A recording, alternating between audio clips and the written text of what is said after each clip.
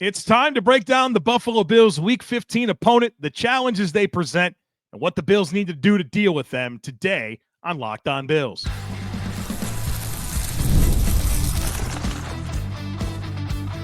You are Locked On Bills, your daily Buffalo Bills podcast. Part of the Locked On Podcast Network, your team every day. What's up, Bills Mafia? It's Joe Marino, author of Go Bills and Buffalo's Run, also the co-host of the Locked On NFL Scouting Podcast, and I'm your host of Locked On Bills. Want to thank you for making Locked On Bills your first listen every day, and a big welcome and shout out to our everydayers. You know who you are. Those of you who never miss a single episode, I appreciate y'all being here very, very much. I'd also like to invite you to subscribe or follow for free on YouTube or wherever you listen to podcasts. We're part of the Locked On Podcast Network, your team every day. This episode is brought to you by FanDuel. You can start the season with a big return on FanDuel. New customers can place a $5 bet, and you'll get started with $150 in bonus bets if you win your first $5 bet. Just visit FanDuel.com to get started. Well, folks, welcome in. Got a big one this week. Bills on the road in Week 15 to face the Detroit Lions. The game will be played on Sunday, December 15th at 4:25 p.m. Eastern Time at Ford Field in Detroit, Michigan. The game will be broadcasted on CBS. Jim Nantz on the play-by-play. Tony Romo is the game analyst. Tracy Wolfson is the sideline reporter. This will be the 13th all-time meeting between the Bills and the Lions. The Bills hold a 7-4-1 record all-time against Detroit. Under Sean McDermott, the Bills are 2-0 against the Lions, with the last meeting coming on Thanksgiving Day in 2022, a 28-25 Bills win. Surely you remember this finish. The game was tied at 28. Not much time left at all in regulation. Josh Allen hits Stephon Diggs over the middle of the field for 36 yards. The Bills are in field goal range. Tyler Bass is good from 45 yards out to win it at the end. The Bills enter this game at 10-3. They've already won the AFC East, the number 2 seed in the AFC. The Lions are 12-1. They lead the NFC and the NFC North, but the Vikings are right behind them at 11-2. The Lions started the year 1-1. They lost in week 2 to the Buccaneers, 20-16, but then they've won 11 in a row. They're a mid-11-game win streak right now. Their wins this season have come against the Rams, Cardinals, Seahawks, Cowboys, Vikings, Titans, Packers twice, Texans, Jaguars, Colts, and Bears. Head coach of this team is Dan Campbell. He's in his 4th season, and this has been one heck of a build. I mean, we all know about the struggles of the Detroit Lions forever, it seems like. And Dan Campbell's got this team on the right path for sure. Year 1, they were 3-13-1. Year 2, they were 9-8. And if you remember that 3-13-1 year, they had just a lot of very heartbreaking losses. And they used that to really catapult them forward into that 9-8 season. Then last year, they were 12-5, went to the NFC Championship game, lost a close one to the 49ers. They're 12-1 this year. And this is the best team in football. I spent all day studying the Detroit Lions. Obviously, I've been familiar with what's going on all year. I've watched a lot of the Lions, but on Thursdays, I spend all day studying the Bills' upcoming opponent. And it's one of the most impressive teams I've ever researched and studied. It's hard to poke holes. In fact, you really can't. This team is at the top of the league in just about any meaningful metric of play that you can find. They're unbelievable. And it has everything to do with Dan Campbell and Brad Holmes, the general manager, and the players they bring in. And they've got scheme, they've got toughness, they've got it all. It's a good football team, a heck of a challenge for the Bills, and certainly a team that has earned its position as the team that everybody perceives as the best in the NFL, and certainly one that I think most people expect to go win the Super Bowl this year. Quarterback for the Lions is Jared Goff. He's 30 years old, 6'4", 217 pounds, was the number 1 overall pick in 2016 out of Cal by the Rams. Had a number of seasons with the Rams, was part of their Super Bowl team that lost to the Patriots, and then it was traded to the Lions as part of that Matthew Stafford trade. He started 130 games to this point in his career. The Rams' record with him as a starting quarterback was 42-27. The Lions' record with him as a starting quarterback is 36-21-1 for an overall record of 78-51-1 when he's a starting quarterback in the NFL. He's having his best season, and I talked about it yesterday on the crossover with Matt Deary. This is his age 30 season, and since he's gotten to Detroit, age 28, 29, now age 30, he just keeps getting better and better. And I think a lot of that has to do with Goff and his own development, right? I think that matters a lot, but he's got a great offensive coordinator, a great scheme, great offensive line. They've built around him extremely well, and he's playing tremendous football. This year, he's completing 72% of his passes, 251 passing yards per game, 25 touchdowns, 10 interceptions, passer rating of 109. Looking at his metrics, he's fourth in the NFL in EPA per dropback at plus 0.21. So that's expected points added, right there with Josh Allen at plus 0.22 is where Josh is. He doesn't throw deep very often. Only 6.3% of throws are 20 yards or more down the field. Dead last in the NFL in terms of frequency. When he does dial up the deep ball, he's 12 of 29 for 393 yards, 4 touchdowns, 2 interceptions, passer rating of 99.5. Yards after catch, definitely part of the equation. 57.7% of his yards come after the catch, 5th highest in the NFL. He goes to his first read 70% of the time. That's 10th highest. Average time to throw, 2.55 seconds. That's middle of the pack, right at number 16. Catchable ball rate, he's extremely accurate. 79% of his passes are catchable. That's 4th highest in the NFL. And he's not off target very often. Only 12%. That's 3rd best in the league. Turnover-worthy throws, 3.4% of the time. That's 9th best in the league. Drop rate ain't happening. This team doesn't drop passes. 1.3%, number 1 in terms of a lowest drop rate in the NFL. Doesn't get pressured very often. Only 27% of the time he faces pressure. 6th highest in the league. And boy, do they love play action. 39% play action rate. By far number 1 in the NFL. And Goff is 5th in EPA per dropback with play action at plus 0.33. They've also got a screen game. 12% of the time they run screens. That's 12th highest. And, of course, they're number 1 in yards per attempt with screens at 8.6%. He's having a great year. He's a great quarterback. He's got a great scheme, great offensive coordinator, great talent around him. But Goff's a good player. And I think so many of the narratives around Goff have been goofy for a long time. Obviously stepped into a disaster situation initially with the Rams. Then had a lot of success with the Rams. And then whatever happened with McVay kind of put him in a weird light, and he's traded to the Lions. And the Rams give up a ton to get Stafford, like multiple high picks in Goff in exchange for Stafford. And I think it's been a trade that's obviously worked out well for both teams. But Jared Goff's a good player, and I think he's highly accurate. He kills the blitz. He's tough. He's resilient. He's a really, really good football player and part of the best offense. He's the quarterback of the best offense in football. Big assignment for the Bills this week. All right, we're going to talk more about this Lions offense, the talent around Goff, and what the Bills need to do to try to limit an outstanding offensive football team. Folks, be sure to stick with us. Today's episode is sponsored by Prize Picks. If you love watching the game, you're going to love Prize Picks, the easiest and most exciting way to play daily fantasy.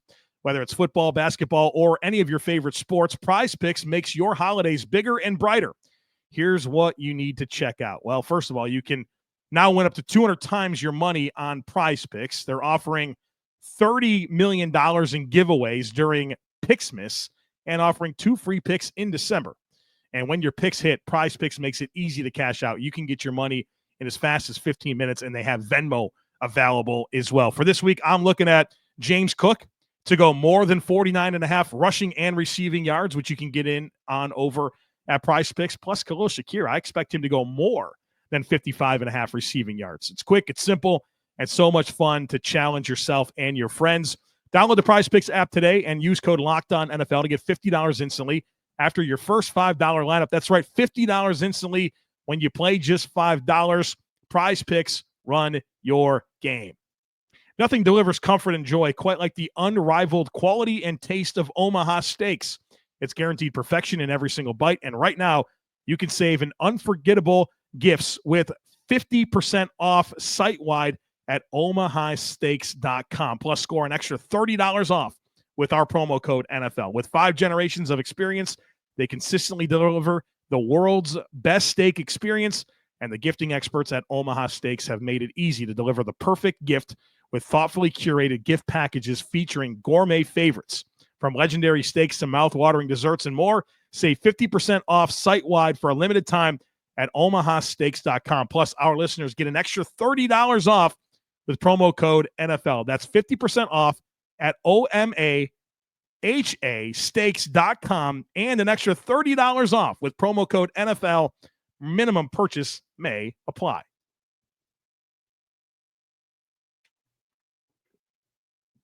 Let's talk about the rest of this Lions offense that is coordinated by Ben Johnson, 38 years old.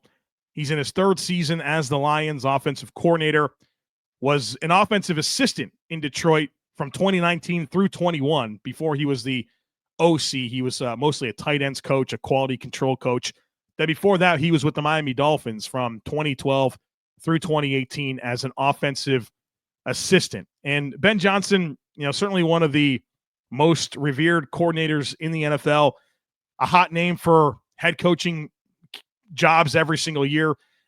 It appears that he's turning them down as well. I think he's going to be very choosy. Obviously, he's going to be very choosy because he's withdrawn his name from several searches over the last few years. And, we'll see if he ultimately does take a job or if he's just happy to be the offensive coordinator for Dan Campbell in Detroit. So we'll see how that goes, but certainly a very highly coveted coach based on the success that he's had with this Detroit Lions team. Metrically, they're awesome. They score the most points per game in the NFL at 32 points per game. They pass at 50%. They run at 50%. So that's 28th in pass frequency. That's 5th highest in run frequency. 3rd in EPA per play on offense. 2nd in EPA per pass. 6th in EPA per rush. They convert 46% of their 3rd downs, which is 4th highest. They score touchdowns 67% of the time in the red zone. That's 6th highest. Let's look at their personnel and the players that they involve in the offense. It's very straightforward. Their wide receivers, Amon-Ra St. Brown, Jameson Williams, Tim Patrick. Amon-Ra St. Brown, the name here, right? This is the $30 million a year receiver, had 1,700 yards last year. He's really good. I think he's in a lot of ways similar to Khalil Shakir, where they win from the slot, very good with the ball in their hands, very good in terms of how the game slows down for them at the catch point. They're very, very consistent hauling in the football, highly competitive. And there's also a vertical element, a middle of the field element to what he does. So really, really outstanding wide receiver. Jameson Williams is a burner, one of the fastest receivers in the entire NFL. He can get behind the secondary. There's not many guys that can match steps with him. He'll be a big challenge. They get him the ball down the field, but also very good yards after catch. If I'm not mistaken, 9 yards after catch per reception on average this year. So a very explosive, dynamic playmaker in Jameson Williams. And then Tim Patrick. Their normal other receiver is Khalif Raymond. He's hurt. So Tim Patrick, who was a good player for Denver for a number of seasons, and then he's had back-to-back season-ending injuries in Denver. They let him go just before the start of the season. He latched on with the Lions, and he's coming along pretty nicely for this team. Gives them just a very sturdy player, good size, good hands, decent route runner, good at the catch point, just kind of fits their efficiency mantra with this offense. And he's certainly got his career back on track, it appears, with the success he's having in Detroit. At tight end, it's Sam Laporta. Had the historic rookie season last year. Not nearly as productive this season, but obviously a potent weapon for them at the tight end position. And Brock Wright's an important part of this offense, is their number 2 tight end. This team's going to play some heavy personnel. They'll do 2 tight ends. Brock Wright will be on the field. He blocks, he catches. He's a very good number 2 tight end. The running back tandem, Sonic and Knuckles, David Montgomery, Jahmyr Gibbs, heck of a tandem. David Montgomery's 5'10", 230, so he's got that dense build, low center of gravity, really, really good through contact, extremely physical runner that's going to he's one of those guys that's just going to be willing to grind out tough yards and be physical, and be a tone setter for this football team. And then Jahmyr Gibbs is 5'9", 202, and he runs 4.3. And he's a physical runner. He's really good in the passing game, and he breaks pursuit angles. He rips off an explosive run at least once a game, it feels like. So you got a real problem on your hands in dealing with all of that, right? Elite slot receiver, big-time playmaking tight end, explosive receiver, and Jameson Williams. Nice complementary pieces in Tim Patrick and Brock Wright, and then this running back tandem. And they'll run the ball like crazy, right? This is one of the most rush-aggressive teams in the NFL. They use that to obviously build on their play-action stuff, and they got good players. When it comes to the order of weapons in the passing game, number one is Amon-Ra St. Brown, who has 98 targets. Jameson Williams, 63 targets. Sam Laporta has 51. Jahmyr Gibbs has 42. David Montgomery, 34. Tim Patrick, 33. Those are their guys. That's their pecking order. Offensive line, best in the league. Their left tackle, Taylor Decker, 9-year starter for them. Quality player, has been a quality starter for a long time. Their left guard is Graham Glasgow. He's a 9-year starter in the NFL. Left for a couple of years, has come back. Steady player, very much at least a sufficient level starter. Their center is Frank Ragnow, 7-year starter for them. Might be the best center in the game. It's him and Creed Humphrey, and you can debate that. I might pick Frank Ragnow. He's unbelievable. He's a people mover. He's got range. You can't get past him in pass protection. He's a stud. The right guard, Kevin Zeitler, 13-year starter in the NFL. They made an economic choice this year to let Jonah Jackson walk in free agency. He got a big contract from the Rams, and then they brought in Kevin Zeitler on a very modest 1-year deal, who's been a very reliable player for a number of seasons, going back to, most recently the Baltimore Ravens. He's come in and played great football there at right guard as a 13-year starter. Then the right tackle, Penei Sewell, is the best offensive lineman in the game. 4th-year starter, high pick 4 years ago, and he's a killer. He's just a killer. His run blocking is exceptional. He's the best run blocker in the NFL. He's the best offensive lineman in the NFL. And this is collectively the best offensive line that you're going to see in the league. Unbelievable. I mean, with Ragnow and Sewell as your cornerstone players here, with high-quality starters to go with them, and Zeitler and Decker, and not a tomato can, but certainly at least a sufficient level starter in Graham Glasgow. It's a great group. So what are the keys for the Bills' defense against this offense? Well, number one is the defensive line. We just talked about it. You have an experienced, dominant offensive line. And the Bills' defensive line has been exposed, right? They don't get enough pressure consistently. They can be moved in the run game. And you got underperforming players. And here you go. Meet the moment. Prove us wrong. Make us less concerned about your ability to stack up in the postseason. I mean, this is a gut check for this Bills defensive line. Absolute gut check. Because these dudes are going to come after you for 60 minutes and move you out of the way. And you got to put your big boy britches on and play. Number two is you got to have the right plan against the run.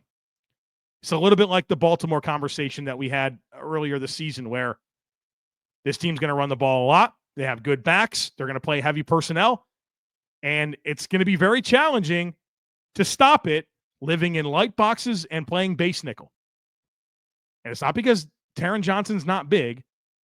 It's just because you have a really good offensive line and you have a suspect defensive line that's probably just mediocre against it. And whether that's playing one high and rolling a safety down into the fit, whether that's playing 3 linebackers, whether that's playing some 5-man fronts, you got to have the right stuff here. Point being, status quo probably not going to work here. Have the right plan. Bobby Babbitt, Sean McDermott, you get paid the big bucks to figure it out. Give yourself a chance, because this team will run the ball and snatch your soul for 60 minutes if you don't have a plan. And we saw the Bills against the Rams have some troubles, and then they start to run blitz. They start to roll that safety down, and all of a sudden their coverage is a mess. Figure it out. Figure it out, gentlemen. And number 3 is you have to defend 4 downs. Dan Campbell goes for it all the time on 4th down. All the time. On his own 20, it doesn't matter. He goes for it all the time. And you have to play defense accordingly. And the best example I can give you is the play against the Rams last week for the Bills, where they accepted the holding penalty and moved them back and made it 3rd and 16. You can't play 3rd and 16 as a rally and tackle situation, give up a completion, rally and tackle, and give up 11 yards, and then it's 4th and 5. You have to play every down in such a way that's going to limit their ability to move the football at all. It's not like, hey, it's 3rd and 11. Let's play soft here because we know they'll take a short completion and we'll make a tackle and it'll be 4th and 3. They'll go for it on 4th and 3. You have to defend 4 downs. You have to be prepared to defend 4 downs against this team. And there's no time for softness. There's no time for it. If you're going to play soft on 3rd and long, they're going to get to 4th and mid, and they're going to go for it. You got to defend 4 downs against this team. All right, we're talking Bills offense against the Lions defense on the other side of it. Very unique matchup. Folks, be sure to stick with me. Get ready to tackle the NFL action with FanDuel, America's #1 sportsbook, because right now, new customers can bet $5 and get $150 in bonus bets if you win. The FanDuel Sportsbook app gives you everything you need to place live bets on the NFL all in one place. So when you get a hunch in the middle of the game, you can check out the latest stats, view live play-by-play, and so much more on the same page where you place your bets. Just visit FanDuel.com to join today. You'll get started with $150 in bonus bets if you win your first $5 bet. And some of the lines that they have for this game in particular, they have the Lions as 2.5-point favorites, and they have the over-under at 54.5 points. That's the highest projected over-under of any game this week. So they're expecting a lot of points at Ford Field on Sunday afternoon. You want to get in on that action or do any of the live betting? Check it out. That's FanDuel.com. Never waste a hunch. Make every moment more with FanDuel, an official sportsbook partner of the NFL.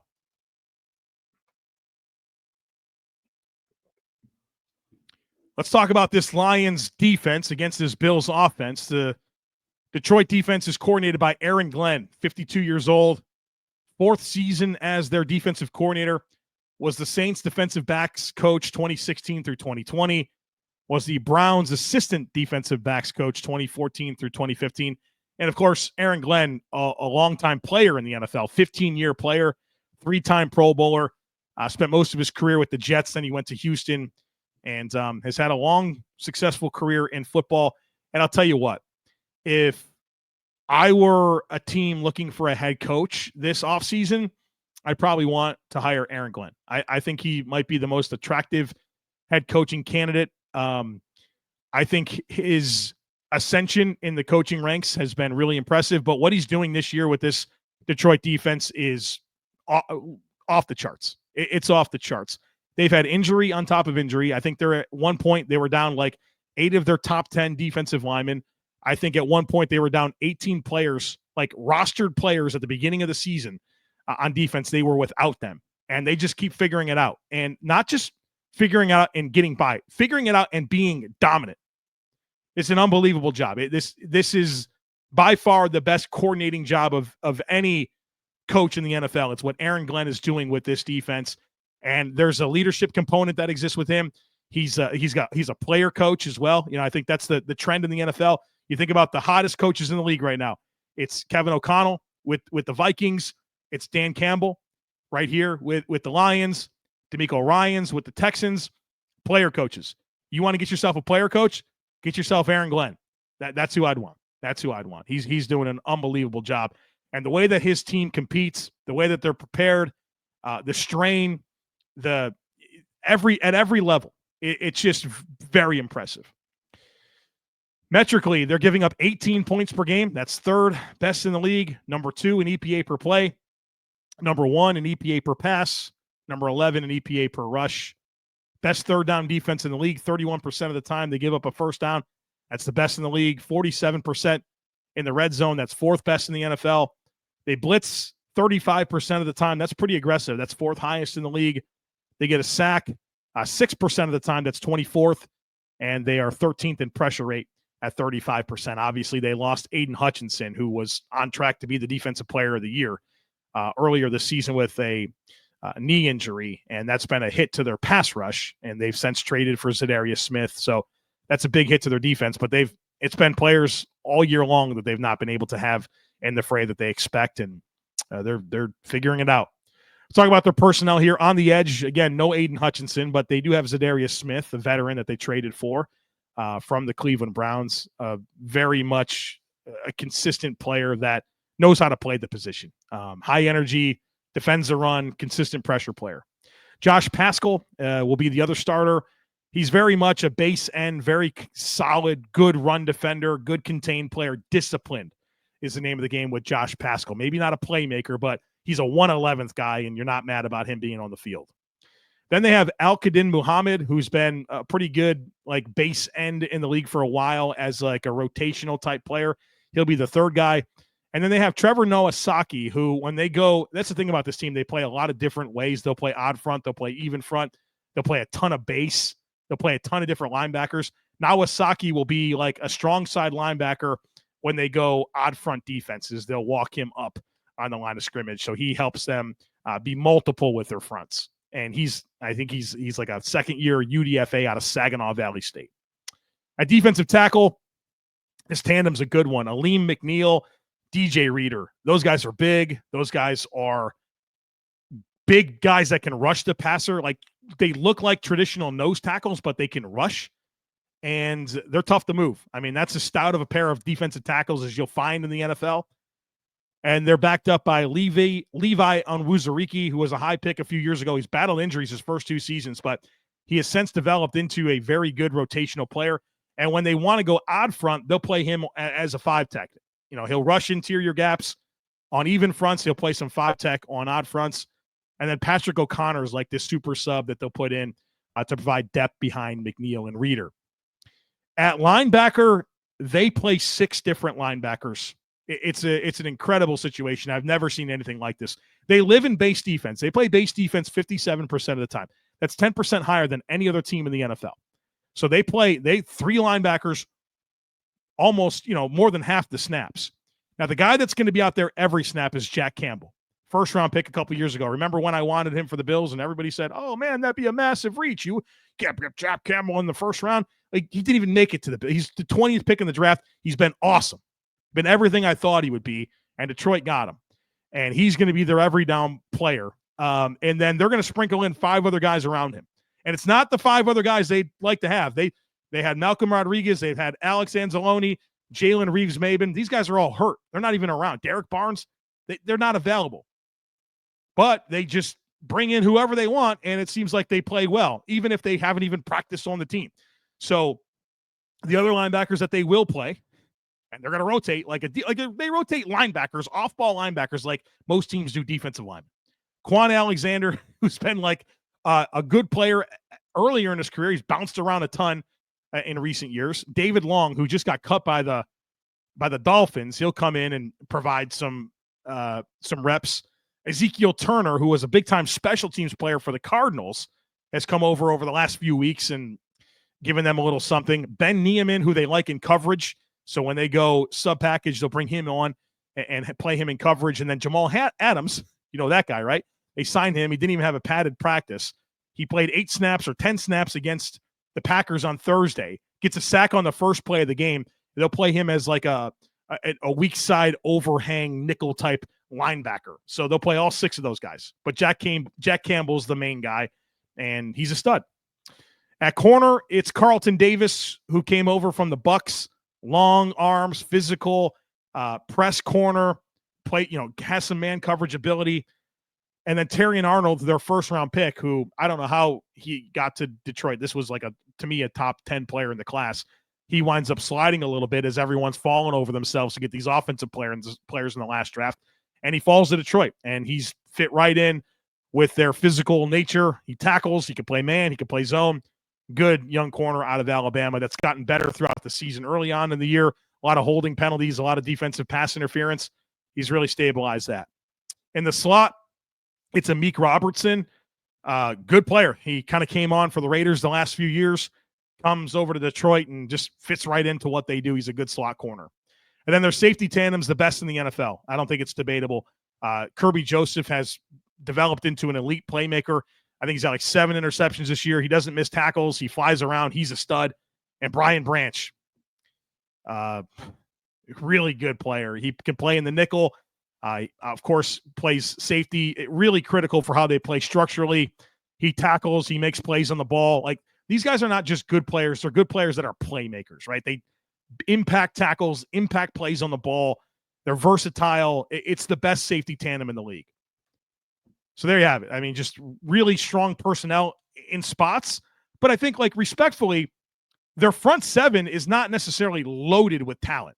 It would be if they had their guys, but they don't. But it doesn't matter, because whatever the system is that they have in place, it just works, man. It just works. It's unbelievable. So the keys for the Bills' offense against this defense is number one, you have to make them pay for being in base defense. This is the biggest advantage that the Bills have over the Lions, is the versatility of these weapons that the Bills have, especially now that you have Coleman and Kincaid back this week. You should be able to create matchup problems. And you'll have a lot of versatility with guys like James Cook, Khalil Shakir, Dalton Kincaid, Keon Coleman, guys that can play inside, outside, guys that can play tight end and the slot, running back and outside. You have to use this to your advantage and create matchup problems for them. You can do that. So if they're going to live in base defense against you, you have got to make them pay. You're going to get you're going to get Kincaid on linebackers. You're going to get Shakir on linebackers. You got to make them pay. And so show them unique looks, obviously, motion, tempo. If you got them in a grouping that you really like, go tempo. Make them stay in that package. Move around your pieces. Number two is you've got to be aggressive. You got to help your defense in this game. I think the Bills are going to have a hard time defensively against the Lions. I don't have high expectations for the Bills on defense. Well, how do you help your defense? Be aggressive and score. And this game script, there's a path here where this gets ugly for the Bills game script-wise. If you don't score points and then they can just run the ball, we could be watching the Baltimore game all over again. So be aggressive. Go for it on fourth downs. These corners are grabby. Dare them to stay in phase down the field and take your shots and make their referees call penalties. I mean, you got to be aggressive in this game offensively. And then number three is you have to work the slot. This team gives up a lot of production to slot targets, and that's a byproduct of the choice that they make to play base defense, right? Every defense makes choices. The Bills obviously make their choices with how they play defense structurally. It takes away explosive plays. It's susceptible against the run. This defense, with how they play, it's susceptible to slot production because they typically don't have a good matchup. Kincaid, Shakir, Coleman, get these guys in the slot where the Lions are going to be vulnerable and attack. Third highest yards per game this year to slot targets. Real quick on special teams, their kicker is Jake Bates, 2023 UDFA. It's his first year actually logging kicks in the NFL. He's been unbelievable. 48 of 49 on extra points, 21 of 22 on field goals, multiple game-winning field goals this year. Their punter is Jack Fox, 5th season as their punter, arguably the best punter in the game. It's like, what don't they have that's the best in the league, right? And then the returner is Maurice Alexander, not their preferred returner. That would normally be Caleb Raymond. He's not available. He's hurt. Maurice Alexander, only 4 career punt returns, 6 career kick returns. I think he's a second-year player out of Florida International. He was a good college punt returner. 25 returns, 16 average, and 2 touchdowns. So that's who we'll see. Hopefully the Bills don't have to punt. Hopefully we're doing lots of kickoffs, right? That's the plan. But obviously, look, I'm not trying to be hyperbolic or anything. It's a really freaking good football team that the Bills are facing. And the metrics speak for themselves. If you watch the Lions play, you know how good they are. And I'm curious here because this is a Detroit team that has extra rest, right? They played on Thursday. The Bills played on Sunday. They're at home. But maybe this is exactly the right opponent at the right time for the Bills. Big wake-up call. Like, you got happy. You won 7 in a row. You won the division. Everybody went nuts after the 49ers game. And then you were reminded of the week-to-week nature of the NFL with what happened against the Rams. Talk about a a great refocus opportunity and a great opportunity to apply lessons very, very quickly. Big assignment. We'll see how it goes. One more conversation for you. We get my final thoughts. We'll talk to Dr. Kyle Trimble about the injuries. And, of course, my 5 predictions for Sunday coming up on our Saturday episode, folks. Don't forget that. We have a Saturday episode every single week. So that's coming your way. Don't miss it. As always, I kindly ask that you share, subscribe, rate, and review. Have a great rest of your day. Go Bills. And I look forward to catching up with you again real soon.